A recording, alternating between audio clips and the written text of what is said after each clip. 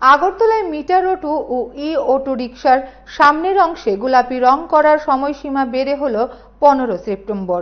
আগরতলা পৌর নিগম এলাকার মধ্যে চলাচলকারী সকল মিটার অটো রিকশা ও অটো রিকশার সামনের প্যানেল অংশে গোলাপি রং করা এখন থেকে বাধ্যতামূলক করা হয়েছে।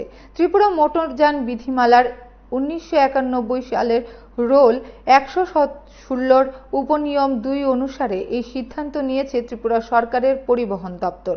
নতুন নির্দেশ অনুযায়ী এই নির্দেশিকা বাস্তবায়নের শেষ তারিখ 25 আগস্ট থেকে বাড়িয়ে 15 সেপ্টেম্বর পর্যন্ত করা হয়েছে।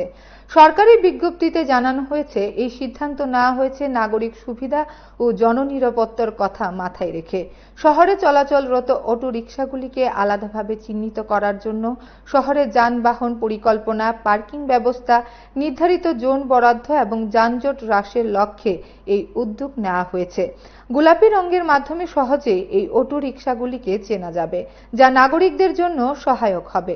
উল্লেখযোগ্যভাবে এই নির্দেশ শুধুমাত্র আগরতলা পৌর নিগম এলাকার মধ্যে কার্যকর। শহরের বাইরে চলাচলকারী অটো রিকশাগুলো এই নির্দেশনার আওতাভুক্ত নয়। পরিবহন দফতরের নির্দেশিকা অনুযায়ী অটো রিকশার শুধুমাত্র সামনের প্যানেল গোলাপি রঙে রাঙানো হবে, বাকি অংশের রং অপরিবর্তিত থাকবে। আগরতলা মিটার অটো ও অটো রিকশার সামনের অংশে গোলাপি রং করার সময়সীমা বেড়ে হল 15 সেপ্টেম্বর।